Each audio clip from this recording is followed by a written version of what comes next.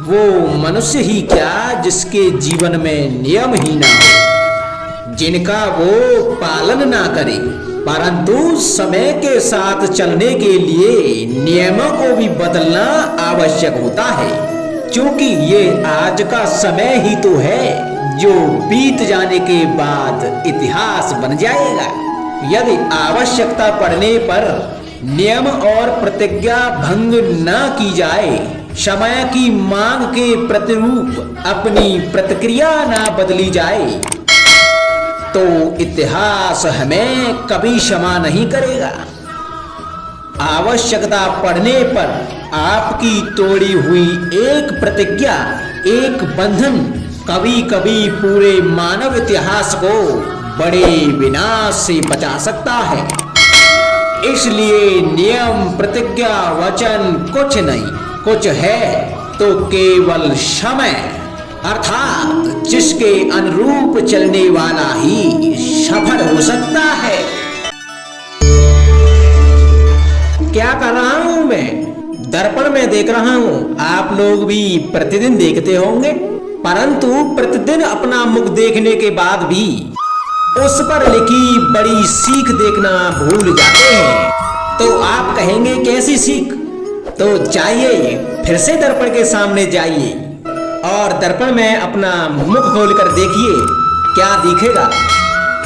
दंत पंक्ति और जीवा है ना? तो आप विचार करके देखिए, दंत जन्म के पश्चात आते हैं। एक बार नहीं, दो दो बार आते हैं, परंतु मृत्यु से पहले नष्ट हो जाते हैं। और जीवा जन्म से पहले से ही होती है और मृत्यु के पश्चात भी मनुष्य के अस्तित्व में रहती है। अर्थात दंत कठोर होते हैं और जीवा कोमल लचीली, परंतु दंत नष्ट हो जाते हैं, जीवा नहीं। यही रहस्य है। हड्डी और कठोर लोग शीघ्र नष्ट होते हैं, कोमल और लचीले लोग स्वयं को परिस्थिति के अनुसार ढालने में सक्षम होते हैं। यही मात्र एक कारण है। हड्डी और कठोर लोगों की तुलना में कोमल और सरल स्वभाव वाले व्यक्ति का जीवन सरल हो जाता है।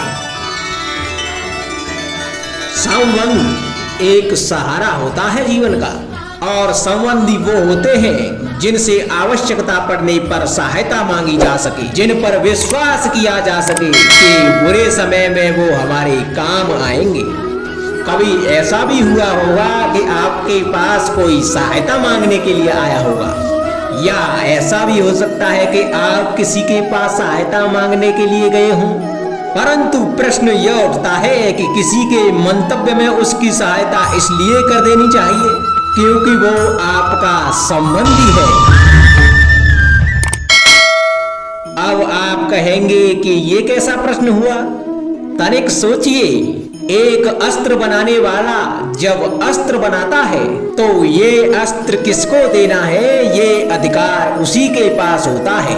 वो चाहे तो ये अस्त्र किसी को भी दे सकता है, वो एक सैनिक को भी दे सकता है या एक डाकू को भी, और यही अस्त्र दो भिन्न काम कर सकते हैं।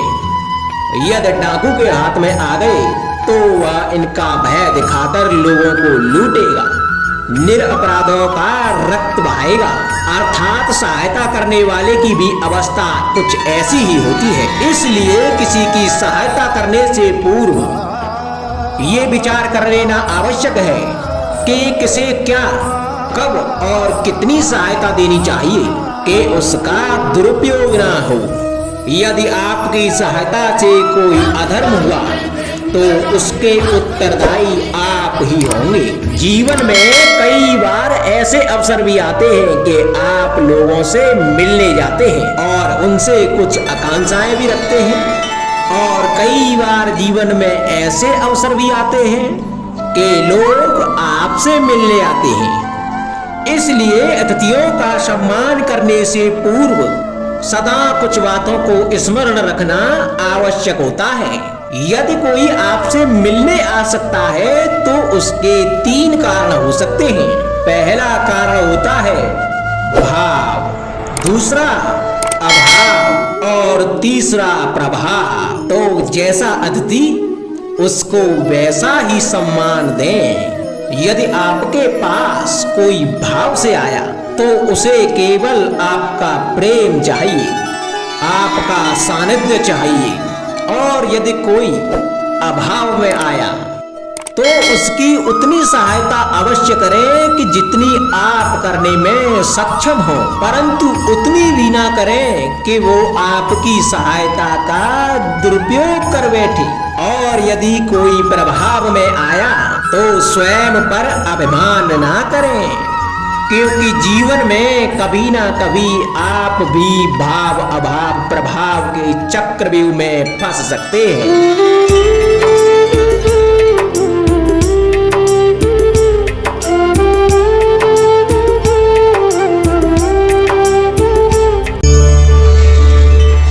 कभी आप ब्रह्म मुहूर्त में जगे हैं?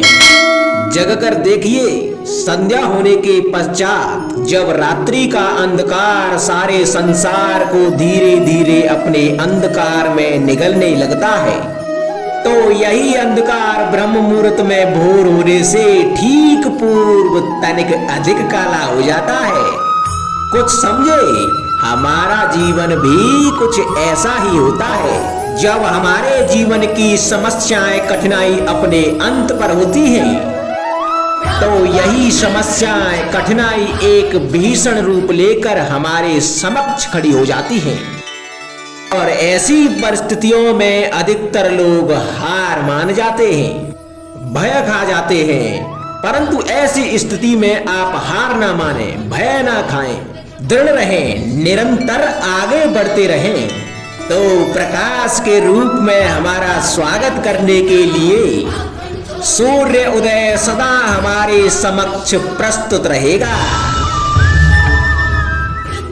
आपने बरगद के वृक्ष को देखा है? जितना विशाल उतना दृढ़।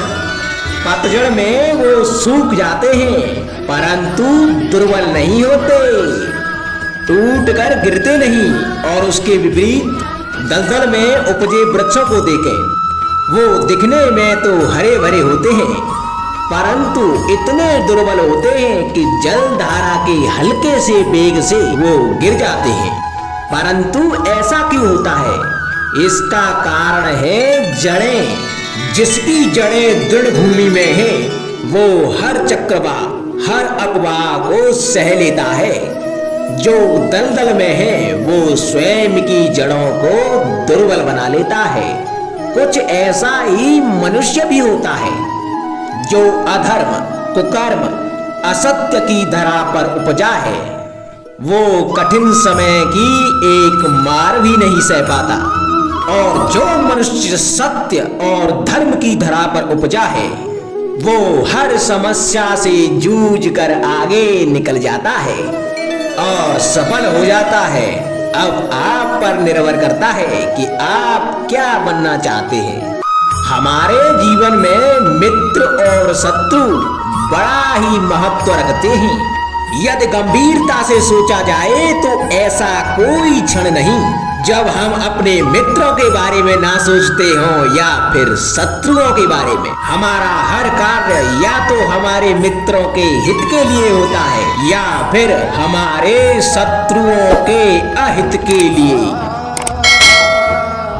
हम हर स्थान या तो अपने मित्रों के साथ होते हैं या फिर अपने शत्रुओं के साथ। कोई नहीं चाहता कि उनका शत्रु प्रसन्न रहे। संसार में हर कोई अपने शत्रु को नष्ट कर देना चाहता है और ऐसा करने के लिए वो हर संभव प्रयास करता है। उसे आर्थिक, मानसिक और शारीरिक हानि पहुंचाने का प्रयास करता है। और यदि मैं आपको आज ऐसा मंत्र सिखाऊं जिससे आप अपने शत्रु को सदा के लिए नष्ट कर दे तो, और वो मंत्र है शत्रु को मित्र बनाना। अपने सभी शत्रुओं को अपना मित्र बना लीजिए और आपके सारे शत्रु स्वतः ही समाप्त हो जाएंगे। राधे राधे।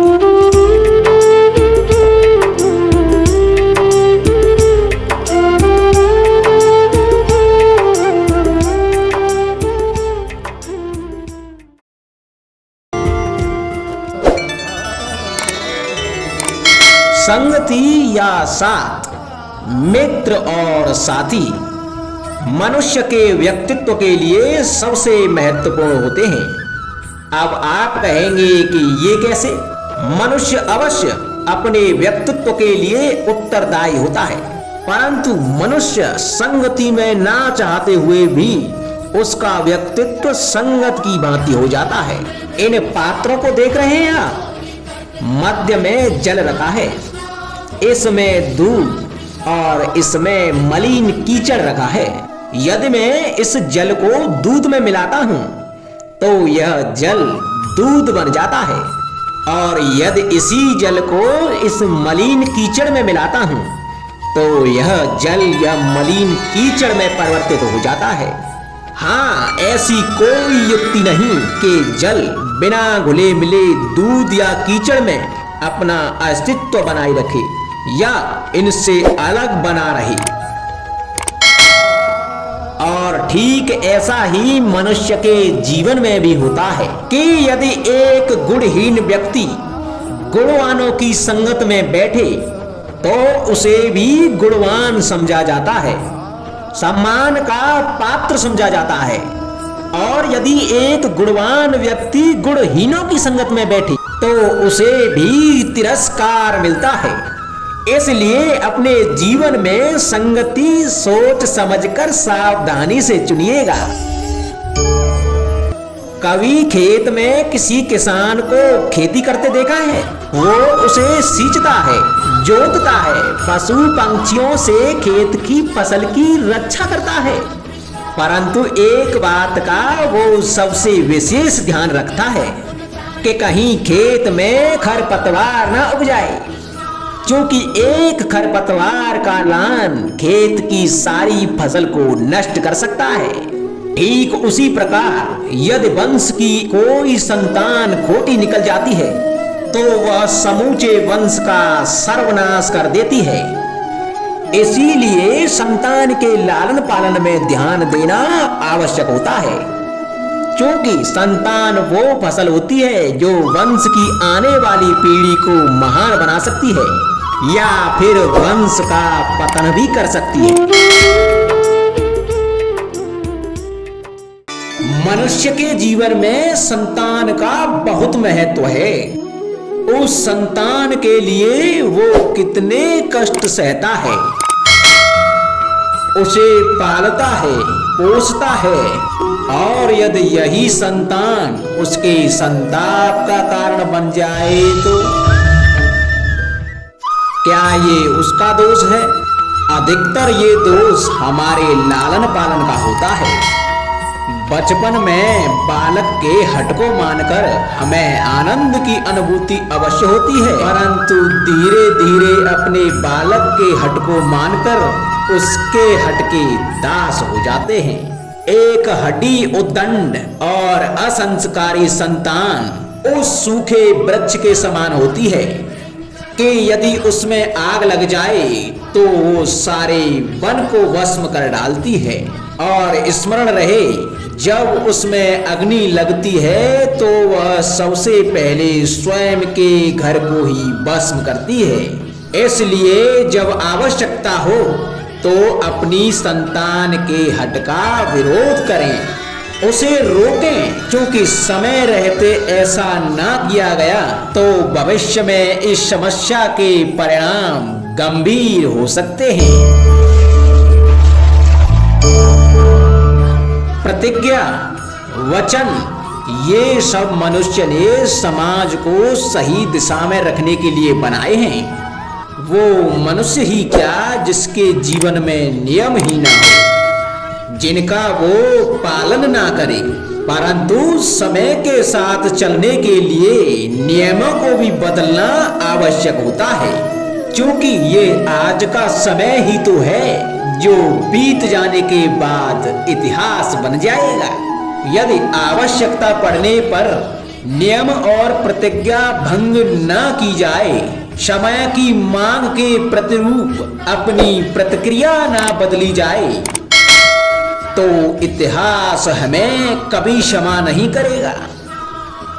आवश्यकता पड़ने पर आपकी तोड़ी हुई एक प्रतिज्ञा, एक बंधन कभी कभी पूरे मानव इतिहास को बड़े विनाश से बचा सकता है।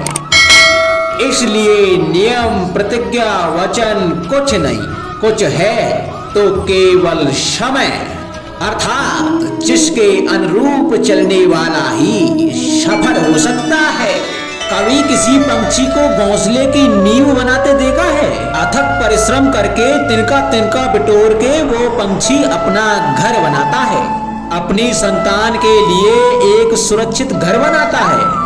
और कहीं से तीव्र आंधी आती है, बारिश आती है और उसका घर तिनका तिनका करके बिखर जाता है। फिर वो पंछी रोता नहीं, ना ही विलाप करता है, वो बिना विलंब करे फिर से अपना घोंसला बनाना प्रारंभ कर देता है और सफलता पाता है।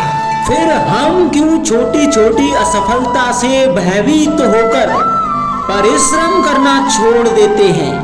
एक बात सदा स्मरण रखना, हर वृक्ष कुल्हाड़ी की एक मार से नीचे नहीं गिरता, हर चट्टान घन के एक प्रहार से नहीं टूटती।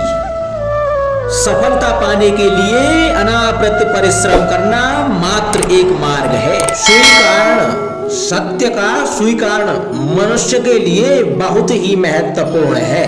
जब तक मनुष्य सत्य को स्वीकार नहीं करता, तब तक उसे असत्य से लड़ने की शक्ति प्राप्त नहीं होती। जब आप भोजन करते हैं तो क्या होता है? आपका पेट स्वीकारता है कि वो भर चुका है और आप भोजन करना बंद कर देते हैं। जब आपको निद्रा आती है तो क्या होता है? आपका मन स्वीकारता है कि आपका शरीर थक चुका है और उसे विश्राम की आवश्यकता है।